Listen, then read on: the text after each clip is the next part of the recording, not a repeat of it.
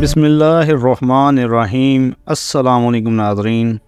جب سلطان نور الدین زنگی رحمۃ اللہ علیہ کی وفات کے بعد ملکہ نے اپنے بیٹے ملک الصالح کو، جو کہ سلطان نور الدین زنگی کا فرزند تھا، اس کو منگولوں اور صلیبیوں کے ہاتھوں میں کھیلتا ہوا دیکھا تو اس نے سلطان صلاح الدین ایوبی رحمۃ اللہ علیہ کو خط لکھا کہ آپ حلب شہر پر حملہ کر کے اس کو فتح کر لیں، ایسا نہ ہو کہ مصر کی سلطنت کا توازن بگڑ کر رہ جائے۔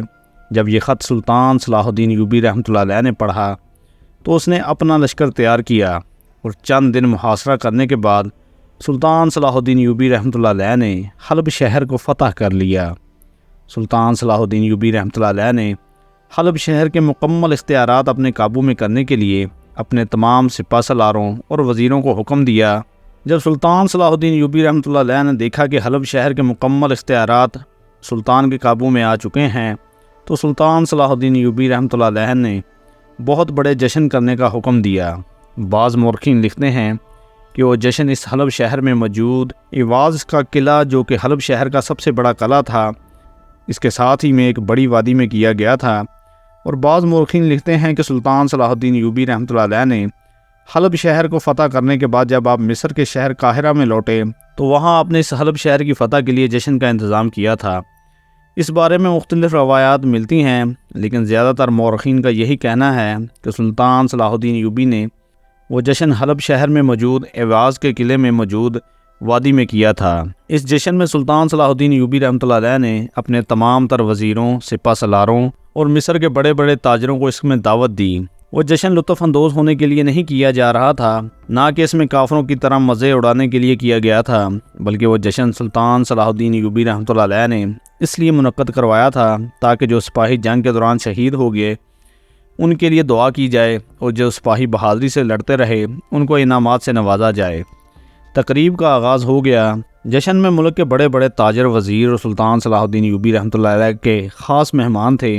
سب سے پہلے ان شہداء کے لیے دعا کی گئی جو کہ حلب شہر کو فتح کرتے ہوئے شہید ہوئے، اور دعا کرنے کے بعد سلطان صلاح الدین ایوبی رحمۃ اللہ علیہ نے ان تمام سپاہیوں کو بھی انعامات سے نوازا جو سلطان صلاح الدین ایوبی رحمۃ اللہ علیہ کے شانہ بشانہ لڑتے رہے۔ اس کے بعد سلطان صلاح الدین ایوبی رحمۃ اللہ علیہ نے علی بن سفیان کو حکم دیا کہ یہ دن مسلمانوں کی تاریخ کا سب سے بڑا دن ہے، لہٰذا آج کے دن جو بھی فریادی فریاد لے کر آئے گا اس کی ہر فریاد کو پورا کیا جائے گا۔ جب سلطان صلاح الدین ایوبی نے یہ بات کہی تو اتنے میں ایک ایک فریادی کر کے سلطان صلاح الدین ایوبی کے سامنے آنے لگے۔ وہ جو بھی اپنا مسئلہ بتاتے، سلطان صلاح الدین ایوبی رحمۃ اللہ علیہ اس مسئلے کے مطابق حکم صادر فرماتے اور ان لوگوں کے مسائل حل کرنے لگے۔ تمام لوگ یہ سارا منظر دیکھ رہے تھے۔ وقت گزرنے لگا اور لوگ آتے رہے اور اپنی اپنی فریاد سلطان کو سناتے اور اپنے دل کا حال بتا کر چلے جاتے، اور سلطان بھی ان کے مسئلوں کے مطابق ان کے مسائل کا حل نکالتا۔ اتنے میں ایک دلہن سلطان صلاح الدین ایوبی رحمۃ اللہ علیہ کے سامنے آ کر کھڑی ہو گئی۔ اس نے زیورات پہنے ہوئے تھے، وہ حسن اور شکل سے ایسے لگ رہی تھی کہ یہ چند دن کی دلہن ہے۔ سلطان صلاح الدین ایوبی رحمۃ اللہ علیہ بڑے حیران ہو گئے اور کہا، اے خاتون، بتاؤ تمہاری کیا خواہش ہے؟ تمہارے پاس کوئی ایسا کون سا مسئلہ ہے جو تمہیں اس حالت میں میری عدالت میں حاضر ہونا پڑا؟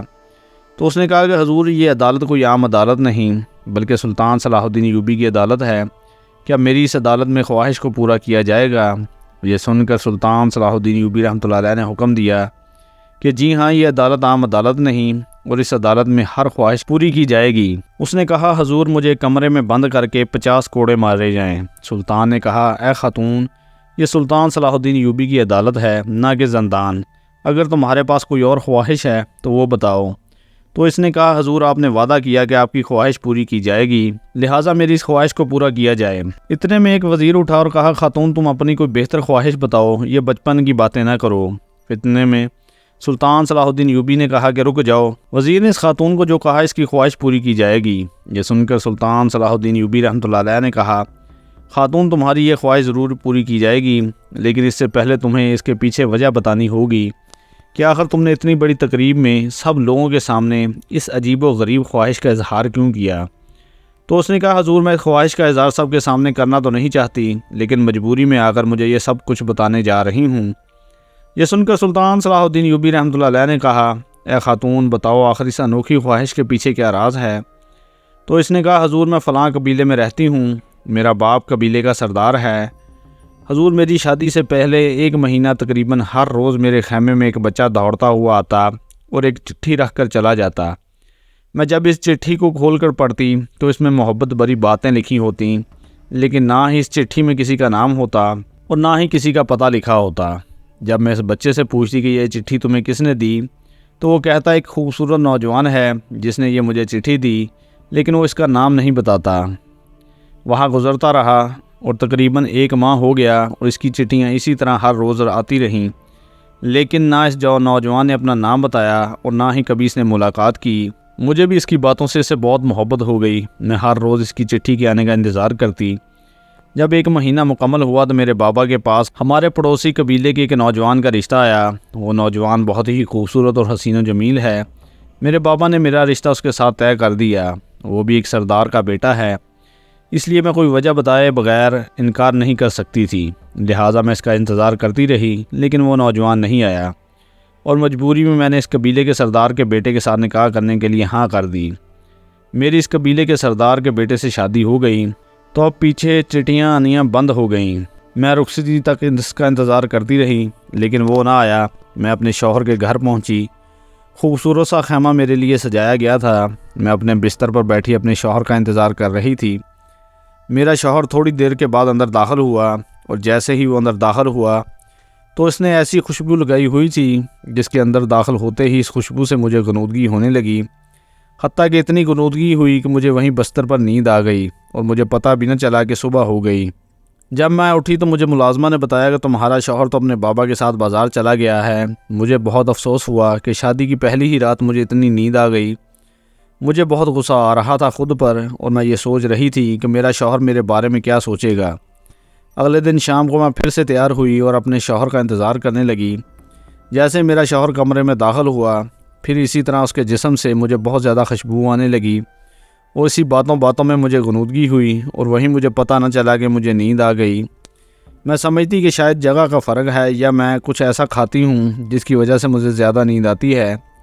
اگلے دن میں نے کھانا ہی نہیں کھایا اور اپنے شوہر کا انتظار کرنے لگی، لیکن پھر اگلے دن ایسا ہوا کہ جیسے ہی میرا شوہر اندر داخل ہوا تو مجھے نیند آ گئی۔ جب میں صبح اٹھ تو مجھے خود پر بہت غصہ آیا، حتیٰ کہ میں اپنے آپ کو یہ کہتی کہ میں دنیا کی کوئی انوکھی بیوی ہوں جو اپنے شوہر کے آتے ہی سو جاتی ہوں۔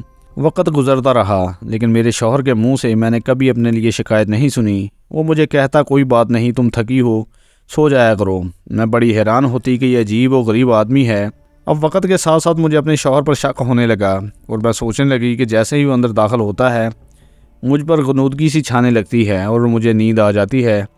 لیکن دوسری طرف میں نے اپنے دل میں سوچا کہ مجھے اپنے مجازی خدا پر شک نہیں کرنا چاہیے، کیونکہ میں ایک قبیلے کے سردار کی بیٹی ہوں اور ایک قبیلے کے سردار کی بیٹی کا اپنے شوہر پر شک کرنا بہت ہی بری بات ہے۔ لہٰذا میں پھر سوچنے لگی کہ میرا شوہر ایسا نہیں۔ اگلی رات میں نے دل میں سوچ لیا تھا کہ جیسے ہی میرا شوہر اندر داخل ہوگا میں اپنے ناک میں کچھ ایسا ڈال لوں گی جس سے وہ خوشبو نہ ہی سونگھ پاؤں گی اور مجھ پر غنودگی طاری نہیں ہوگی اور آج رات پتہ چل جائے گا کہ آخر ماجرا کیا ہے۔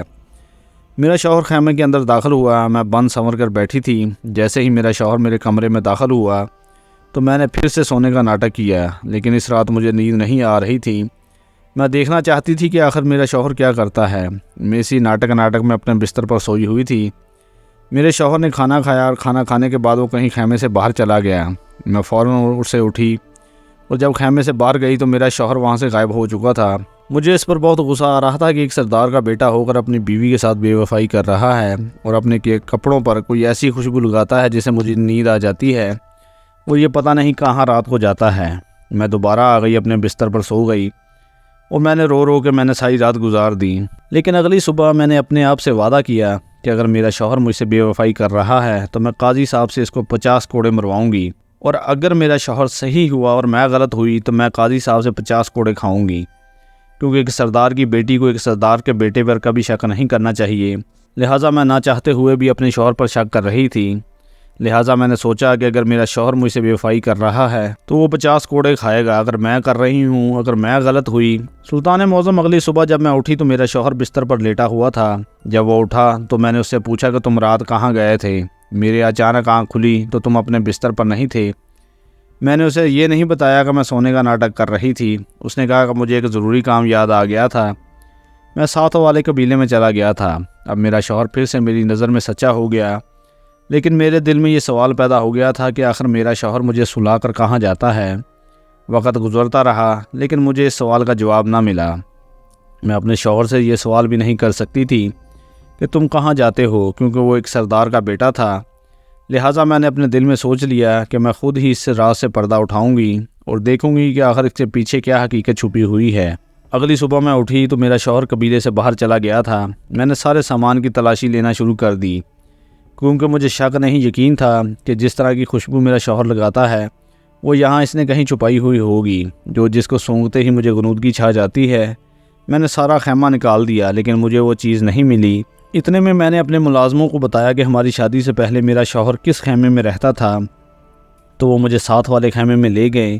میں نے ساتھ والے خیمے کے سارے سامان کو کھوجا تو مجھے صندوق میں ایک شیشی ملی، اور اسی شیشی سے بہت ہی عجیب و غریب خوشبو آ رہی تھی، اور وہ اتنی تیز کہ مجھے پھر سے بے ہوشی ہونے لگی۔ تو اتنے میں نے اپنے ناک پر ہاتھ رکھ دیا اور اس شیشی کو وہاں پر رکھ دیا، لیکن ساتھ ہی میں نے ایک ایسی چیز دیکھی جس نے مجھے ہلا کر رکھ دیا۔ سلطان معظم اس صندوق میں ایک ایسی جڑی بوٹی سے تیار شدہ مرہم تھی جو اس وقت زخم پر لگائی جاتی ہے جب زخم ناسور بن جاتا ہے، اور جب اس زخم کے ٹھیک ہونے کا موقع ختم ہو جائے تو کوئی قسمت والا ہی اس زخم کے بعد بچ سکتا ہے۔ جب میں نے وہ دوائی دیکھی تو میں ڈر گئی اور سوچنے لگی کہ یہ دوائی یہاں کیا کر رہی ہے۔ میں نے اپنی ملازمہ سے پوچھا تو اس نے بھی مجھے کوئی سوال کا جواب نہ دیا۔ اب میں دل میں سوچنے لگی کہ آخر میرا شوہر کر کیا رہا ہے، آخر یہ دوا یہاں کیا کر رہی ہے، اور آخر اس طرح کی خوشبو سے وہ اپنے پاس کیوں رکھی ہوئی ہے۔ میں بڑی حیران تھی۔ اگلے دن میں نے سوچا کہ کل صبح جیسے ہی میرا شوہر قبیلے سے روانہ ہوگا میں اس کا پیچھا کروں گی۔ رات کو میں اپنے شوہر کے آنے سے پہلے ہی سو گئی۔ اگلی صبح جب میرا شوہر تیار ہو کر اپنے قبیلے پر گھوڑے سے روانہ ہوا تو میں نے بھی اس کا پیچھا کرنا شروع کر دیا۔ پیچھا کرتے کرتے میرا شوہر ایک جھونپڑی کے اندر گیا۔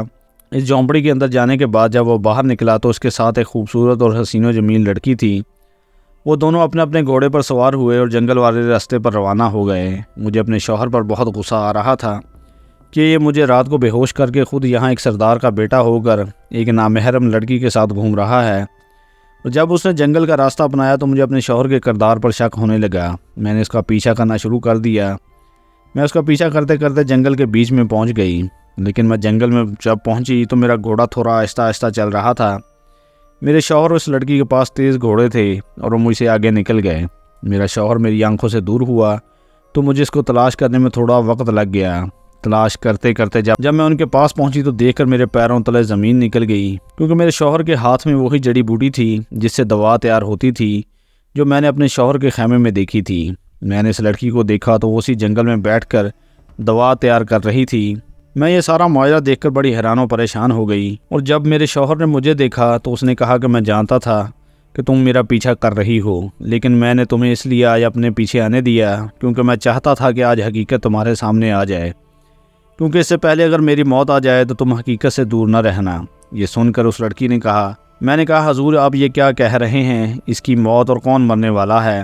تو میں نے اس سے کہا کہ شادی سے پہلے تقریباً مجھے ایک جنگ میں ایک ایسا زخم لگا جس خنجر پر زہر لگا ہوا تھا، اور وہ زخم آہستہ آہستہ بڑھنے لگا، اور اسی دوران میں وہ خط بھی تمہیں لکھتا رہا کیونکہ میں نے تمہیں ایک دفعہ ایک جگہ لڑتے ہوئے دیکھا تو میں تمہاری ادا پر عاشق ہو گیا تھا، اور میں نے اسی دن سوچ لیا تھا کہ میں تم سے ہی شادی کروں گا، اور اس لیے وہ چٹھیاں میں ہی تمہیں لکھتا تھا، اور 1 ماہ گزرنے کے بعد میں نے اپنا رشتہ تمہارے بابا کے پاس بھیجا اور تمہارے ساتھ شادی کر لی۔ لیکن شادی سے 1 دن پہلے مجھے اس طبیب صاحبہ نے بتایا کہ حضور تمہارا زخم تو ناسور بن رہا ہے۔ جب مجھے اس بات کی خبر لگی تو میں نے اپنے بابا سے کہا کہ بابا جان میری زندگی کا پتہ نہیں، لہٰذا میں شادی نہیں کرنا چاہتا کیونکہ اس سے سردار کی بیٹی کی زندگی خراب ہو جائے گی۔ تو میرے بابا نے کہا، بیٹا زندگی اور موت اللہ تعالیٰ کے ہاتھ میں ہے، شادی کرنا ایک سنت ہے، اللہ نے چاہا تو تمہیں ضرور شفا مل جائے گی، اس لیے میں نے تم سے نکاح تو کر لیا اور شادی کر کے تمہیں اپنے قبیلے تو لے آیا، لیکن میں چاہتا تھا کہ جب تک میں صحت یاب نہ ہو جاتا اس وقت تک تمہیں ہاتھ بھی نہ لگاؤں۔ ہو سکتا ہے کہ اگر میری موت ہو جائے تو تمہاری زندگی نہ خراب ہو، اس لیے میں نے آج تک یہ ساری حقیقت تم سے چھپائے رکھی، اور اس لیے جیسے ہی میں رات کو خیمے میں داخل ہوتا تو میں اپنے جسم پر وہی خوشبو لگا لیتا تاکہ تمہیں غنودگی چھا جائے اور تم سو جاؤ۔ اس لیے میں ہر روز صبح قبیلے سے چلا جاتا کیونکہ میں اس لڑکی کے ساتھ جنگل میں وہی جڑی بوٹیاں تلاش کرتا جس سے میرے زخم کا علاج ہو سکے، اور یہ میری منہ بولی بہن ہے جس نے میرا شروع سے لے کر آج تک علاج کیا ہے۔ اس کے بعد اب میرا زخم آہستہ آہستہ بہتر ہو رہا ہے۔ یہ سن کر وہ لڑکی اپنے شوہر کے قدموں میں گر گئی اور کہا، حضور میں نے آپ کو بہت غلط سمجھا، مجھ سے بہت بڑا گناہ ہو گیا، آپ میرے مجازی خدا تھے، لیکن میں نے آپ کو بد کردار اور بے وفا سمجھا۔ یہ سن کر اس لڑکی نے اپنے شوہر کو کہا کہ اس خواہش کا بھی بتایا جائے کہ میں نے اپنے آپ سے وعدہ کیا تھا کہ اگر میرا شوہر بے وفا ہوا تو اس کو قاضی سے 50 کوڑے مرواؤں گی، اور اگر میں غلط ثابت ہوئی تو میں خود 50 کوڑے کھاؤں گی۔ اس لیے سلطان معظم یہی وجہ ہے کہ میں نے 50 کوڑے کھانے کی خواہش کا اظہار کیا ہے۔ میں یہ خواہش لے کر قاضی صاحب کے پاس گئی تھی تو قاضی صاحب نے کہا کہ تم سردار کی بیٹی ہو اور سردار کی بیوی ہو، تمہیں ہاتھ تک کوئی نہیں لگا سکتا، تم 50 کوڑے تو دور کی بات ہے۔ لیکن مجھے اپنی خواہش پوری کرنی تھی اور میں جانتی تھی کہ میری یہ خواہش صرف سلطان صلاح الدین ایوبی ہی پوری کر سکتے ہیں، اس لیے حضور میں مسلسل 3 دن کا سفر کر کے یہاں پہنچی ہوں، لہٰذا میری یہ خواہش پوری کر دی جائے۔ یہ سن کر سلطان صلاح الدین ایوبی رحمۃ اللہ علیہ نے کہا، اے خاتون، بے شک تمہارا شک اپنے شوہر پر صحیح تھا، کیونکہ تمہارے شوہر کا مقصد صحیح تھا، لیکن اس کا طریقہ غلط تھا، اور انسان غلطی کا پتلا ہے، تم سے غلطی ہو گئی، لیکن یہ خواہش غلط ہے۔ جب یہ سلطان نے بات کہی تو اتنے میں اس کے شوہر نے کہا کہ حضور اگر میری بیوی 50 کوڑے کھائے گی تو اس کے ساتھ میں بھی 50 کوڑے کھاؤں گا۔ یہ سن کر اس لڑکی نے کہا کہ میں اپنے شوہر کو ہاتھ تک نہیں لگانے دوں گی۔ تو پھر سلطان نے کہا، کوئی کوڑے نہیں کھائے گا، تجھے تیرے شوہر نے معاف کر دیا تو سمجھو تیرا رب نے تجھے معاف کر دیا، اب تم اپنے شوہر کے ساتھ جاؤ اور اس کی خدمت کرو۔ جب یہ بات سلطان صلاح الدین ایوبی رحمۃ اللہ علیہ نے کہی تو سارے جشن میں موجود لوگوں نے تالیاں بجانی شروع کر دی، اور وہ سردار کی بیٹی اور سردار کا بیٹا وہاں سے رخصت ہو گئے۔ اس طرح اس لڑکی نے اپنے عجیب و غریب خواہش کے پیچھے اتنا بڑا راز کھول دیا۔